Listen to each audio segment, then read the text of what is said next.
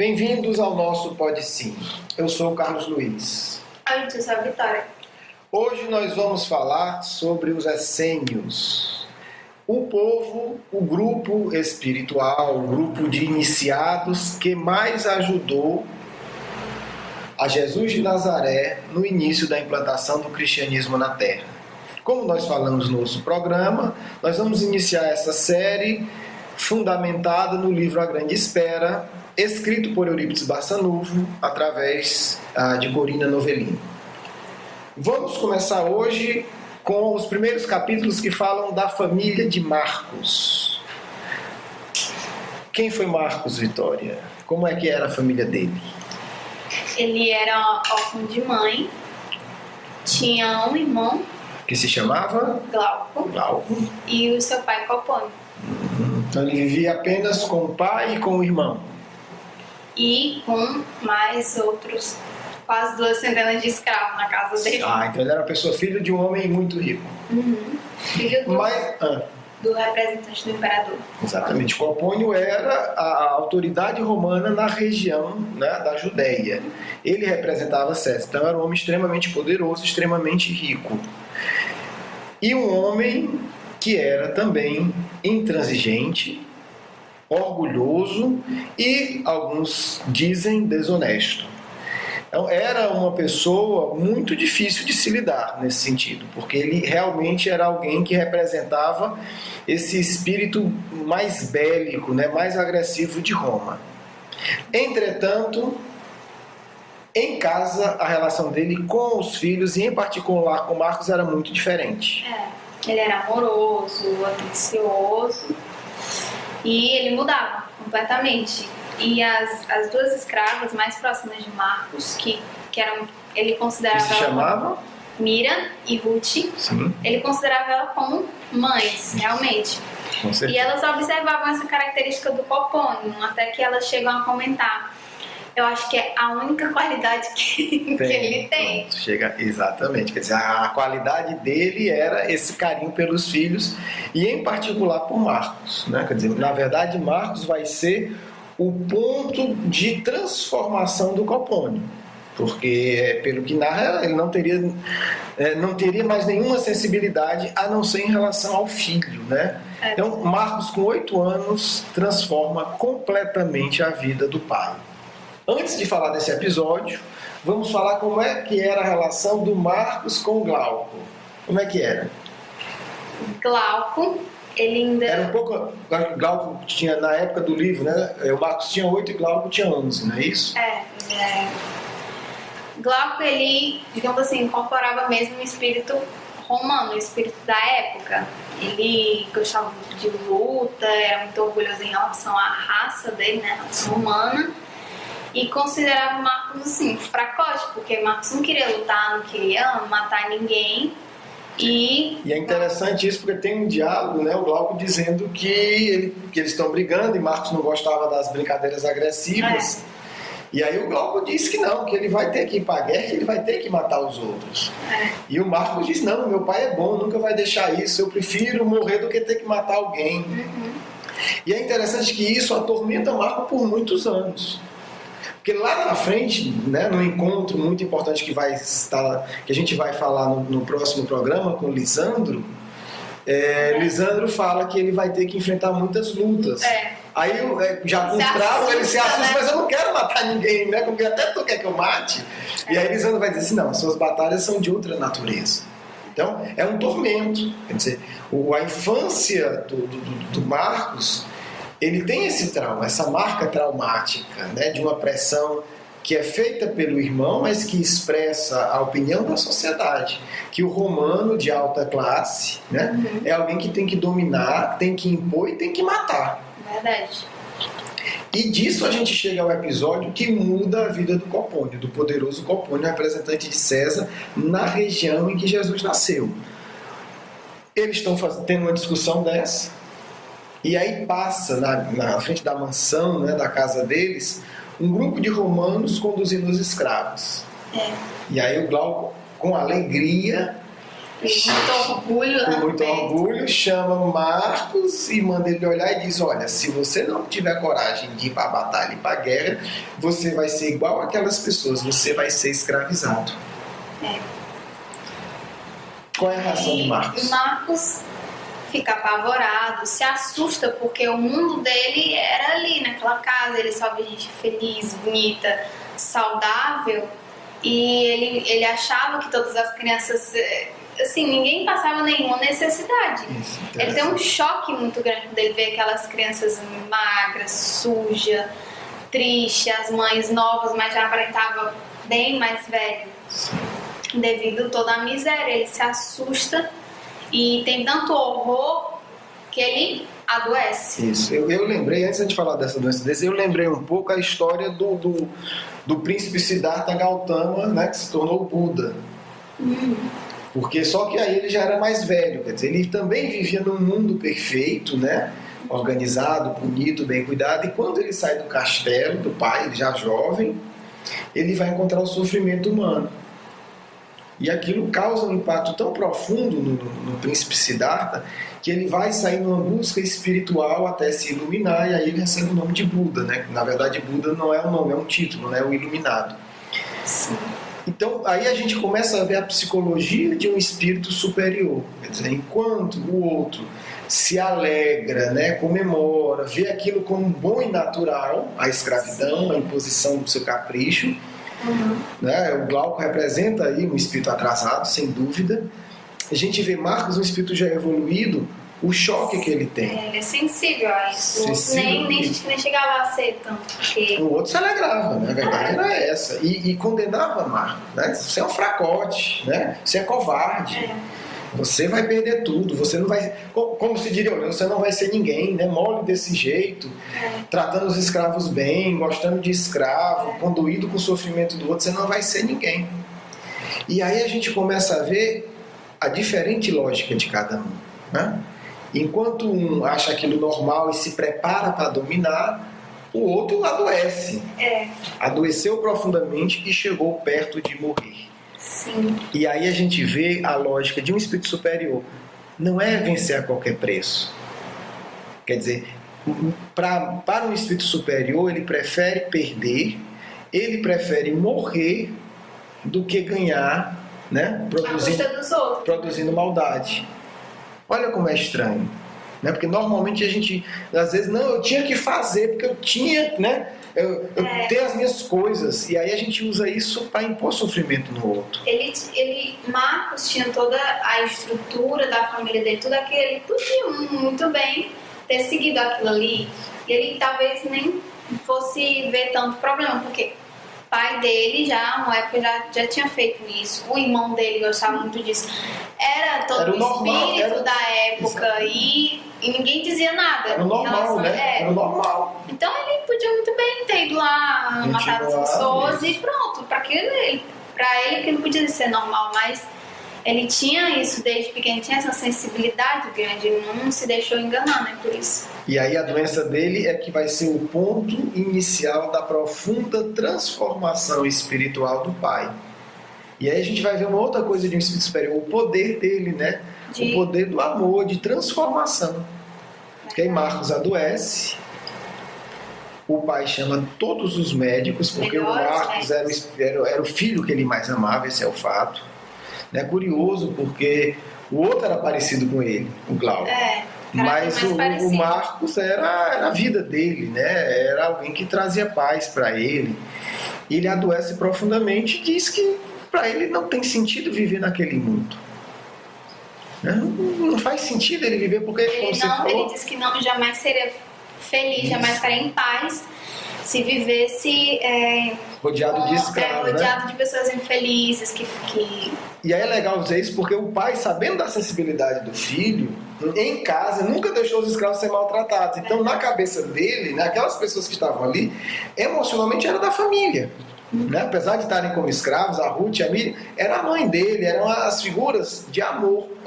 E o pai proibia, né? E o próprio pai, grosseiro, impositivo, fora, para não chocar o filho, que ele já amava e já conhecia a sensibilidade, evitava que tivesse tratamento rude. Então, ele não sabia que escravidão, né, o que de fato era escravidão, só quando ele viu as pessoas, né, passando na rua.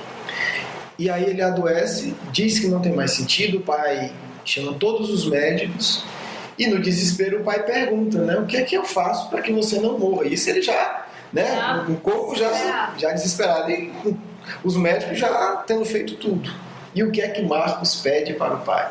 Ele pede duas coisas. Duas coisas. Que todas as crianças sejam iguais a ele e que liberte todos os escravos da casa. Detalhe, é importante entender a profundidade desse pedido, né? Um é o desejo, né, natural de um espírito evoluído, que os outros sejam felizes. E o outro não é simplesmente o que já seria muita coisa, a libertação dos escravos. Porque no caso do Copônio, como representante de César, ele tinha poder de vida e morte sobre os escravos, mas ele não tinha poder de libertá-los. Para Copônio libertar os escravos, segundo a lógica romana do império e do imperador, era um ato de alta traição. Verdade. E aí Copônio diz, me peça qualquer coisa menos isso. Aí você vê a firmeza do Marcos. Marcos disse que não pode pedir outra coisa, né? Quer dizer, ele não vai aguentar viver. O Copônio diz, bom, fazer com que todas as crianças sejam iguais, né? Tenham toda essa condição financeira, eu não posso. E ele, mas eu também não posso libertar todos os escravos, porque os escravos não são meus. Isso o filho dele fiando na cama. Morrendo. E ainda tem esse orgulho, ainda, assim, mesmo em relação ao filho dele, ele ainda pensa, ele fica entre... Mas eu lhe digo que a grande maioria não cederia ao filho, viu? Porque você está numa situação de alto poder, seria o equivalente hoje, sei lá, ser presidente da República no Brasil, ou presidente da República, sei lá, nos Estados Unidos. Ele não era o imperador, mas naquela região ele era o imperador.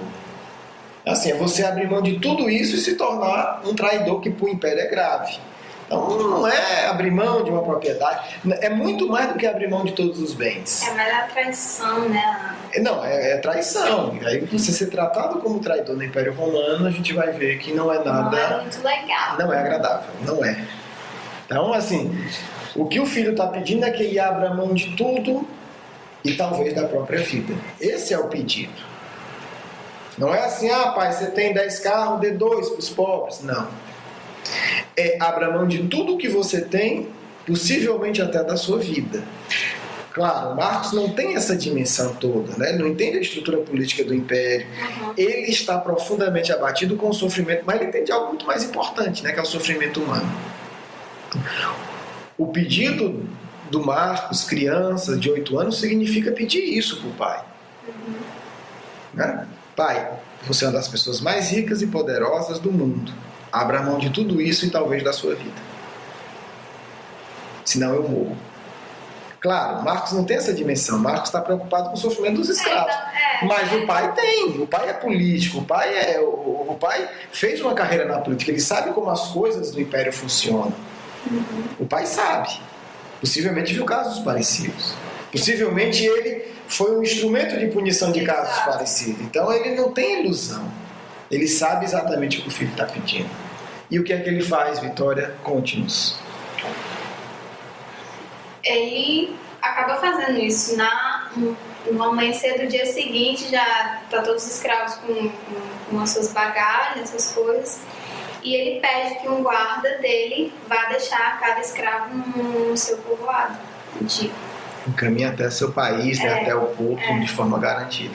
E aí isso é bonito do Copônio, que é a parte bonita do espírito romano, que é a praticidade e a honestidade. Uma vez que eu decidi fazer, eu vou fazer bem feito. Eu não vou embora. Não, porque sabe que vai ser preso na fronteira. Ele chama alguém de confiança, acompanha eles até a fronteira. Quer dizer, garanta, né, na minha área de poder, que eles vão estar livres realmente. E o fato é que eles vão, passam-se 2 anos, e o que acontece?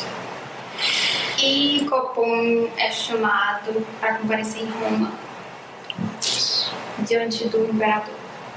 E aí a vida de Marcos, dessa criança extraordinária, óbvio, vai sofrer a primeira grande mudança, né? porque aí Copônio lembra de um amigo que vive próximo, né, ao Mar Morto, ao deserto. Um antigo companheiro também. Um antigo companheiro de confiança, né? E aí ele resolve encaminhar Marcos para esse amigo, para Félix, né, que tinham participado de campanha junto e sabia que era uma pessoa que poderia amparar e entender a sensibilidade do filho. É interessante isso porque a gente acha, na nossa lógica ainda atrasada, que força, né, é você ser insensível, né? Que evolução, não, eu sofro tudo, eu não sinto nada, eu não ligo. Quando a gente vê o contrário, quando a gente observa a vida de um espírito evoluído, como o Marcos, a gente vê que a sensibilidade está sempre presente. Porque a gente acha que, né, que a força bruta, a insensibilidade é o que nos faz crescer e etc. E ao contrário, né? A sensibilidade humana é a marca de todos os bons espíritos.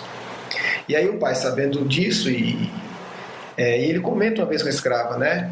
Eu realmente, depois que eles, vamos lá, ele recebe o convite e aí ele resolve deixar Marcos, né, encaminhar até próximo à casa desse amigo, do Félix. O livro narra a viagem, os diálogos muito bonitos da viagem de Marcos, né? Ele pede, e é muito bonita essa parte, ele chama antes deles saírem em viagem.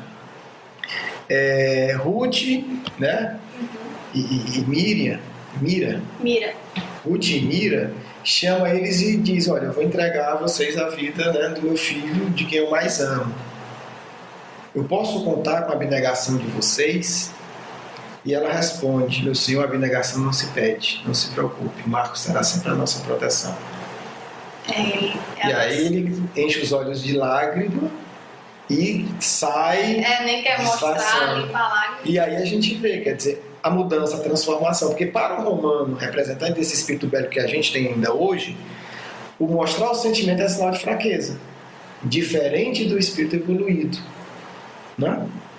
E aí a gente vê Marcos, né? Ele mostra a fragilidade dele, que ele quase que morre.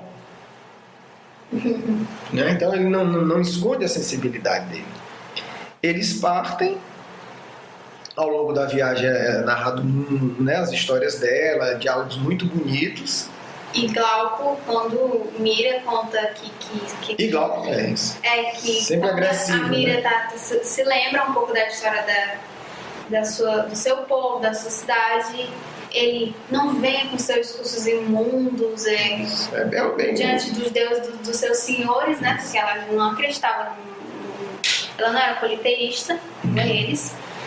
E Copônio, que é Copônio, disse: para com isso. Pois a gente vê a transformação dele. O poder do Marcos de transformar o pai, né? E desta viagem eles caminham. Copônio decide que o Glauco vai acompanhar ele até Roma e vai entregar ele aos cuidados de uma tia, como descreve, né, o autor do livro. É uma senhora da época, carregadas de riqueza e de vício. De posses e de vícios. E ele vai se apresentar, né, para Roma. E aí, para concluir essa etapa, eles se despedem, né, ao longo do caminho, numa pousada. O Glauco, ele aperta, tem escrito que ele aperta a mão de todo mundo quase que distraído, assim, sem nenhuma emoção. Aperta, tchau, e vai-se embora. Fica lá esperando o pai dele voltar pra carruagem pra eles seguirem caminho, né? Exatamente. Aí o Marcos fica triste, né? Claro. Eu lembro que o pai pede pro Marcos ficar no quarto, porque não vai aguentar, né, assim, ver essa dor toda da separação. E eles caminham. Aí agora temos apenas Ruth, Mira e Marcos. E em determinado ponto do caminho eles são abordados por um cavaleiro misterioso. Né? Ninguém sabe quem é. É misterioso. Misterioso. Já a gente vai saber quem é. De túnica branca. Quem será, né? Será? De túnica branca. Quem não leu o livro não sabe. Né? E é interessante que Marcos, ao ver a aproximação daquele cavaleiro, seu coração se emociona. E se sente seguro. Né? E será este senhor que irá, né, discretamente, mas de uma maneira muito atenta, acompanhá-los e protegê-los até a chácara de Félix. Ele se oferece, né? Ele se oferece. Não sei se é Ruth ou Semira, a gente está indo nessa chácara. Ele, não, eu acompanho vocês, sei lá, esse jovem, né, acompanhando elas. Exatamente. E lá vamos descobrir quem é, né, esse jovem atento e atencioso. E é a partir daí que começa a grande iniciação espiritual do Marcos. E muitas coisas mais estão por vir. Que nós veremos no nosso próximo programa. Quem quiser já ir lendo, leia A Grande Espera. Eu me despeço de vocês, né? Vamos nos preparar para a nossa segunda parte. Espero que todos tenham uma ótima semana. Um grande abraço. Beijo, gente. Fica com Deus. Fique em paz. E agora a gente vai ler o Evangelho. Capítulo 16. Não se pode servir a Deus em Amã. Desprendimento dos bens terrenos. Vamos ler um trecho. Há um homem que muito haja trabalhado e que com o suor do seu rosto acumulou bens. É comum ouvir dizer que, quando o dinheiro é ganho, melhor se conhece o valor. Nada mais exato. Pois bem, pratique a caridade dentro das suas possibilidades, esse homem que declara conhecer todo o valor do dinheiro. E maior será o seu merecimento do que o daquele que, nascido na abundância, ignora as rudes fadigas do trabalho. Mas também, se esse homem que se recorda dos seus penares, dos seus esforços, for egoísta, impiedoso para com os pobres, bem mais culpado se tornará do que os outros, pois quanto melhor cada um conhece por si mesmo as dores ocultas da miséria, tanto mais propenso deve sentir-se a socorrer os outros.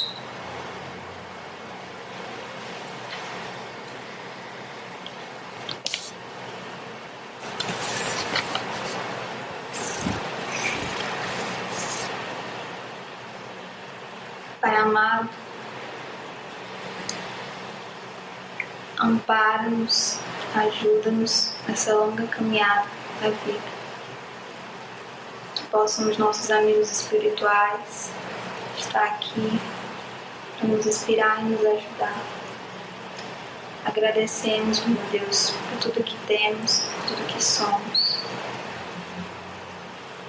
Agradecemos o Teu amor e a Tua misericórdia a todos nós. Amém.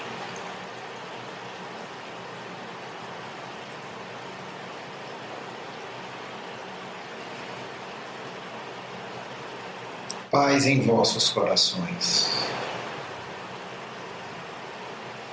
A partir deste programa, acompanhareis a vida do iniciado essênio Marcos. Não por acaso, o Evangelho de hoje vos sugere o desprendimento dos bens terrenos. Essa criança,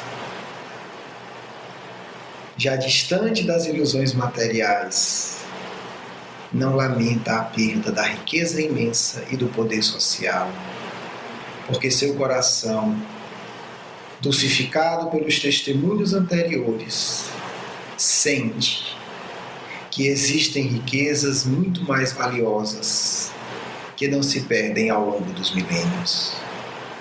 Amigos, preparai vossos corações para permitir que a suave e poderosa sabedoria dos essênios possa tocá-lo. Simplicidade, renúncia, coragem. O amor transformado em vida diária, a devoção como um ato natural, o desprendimento de tudo aquilo que poderá ser obstáculo no caminho da ascensão espiritual.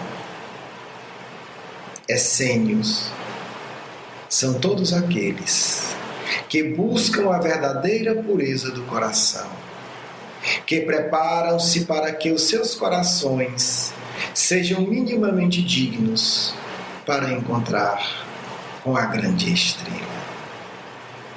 O essênio é todo aquele que busca purificar a alma para o encontro sagrado com Cristo. Observareis nessas páginas simples e profundas o quanto se pode aprender com uma vida desprendida das ilusões da matéria. Aprendereis a sentir a grandeza espiritual de Marcos, de Lisandro e de toda uma comunidade que tudo esqueceu para servir a única causa que justifica o verdadeiro sacrifício íntimo, a cristificação do ser, curando corpos e almas, desenvolvendo a fraternidade e aprendendo a ouvir a poderosa voz do silêncio. Vos tornareis aptos a sentir em vosso íntimo a chegada do Cristo, que deseja tocar a cada um de vocês, vos ensinando a amar e servir sempre. Paz.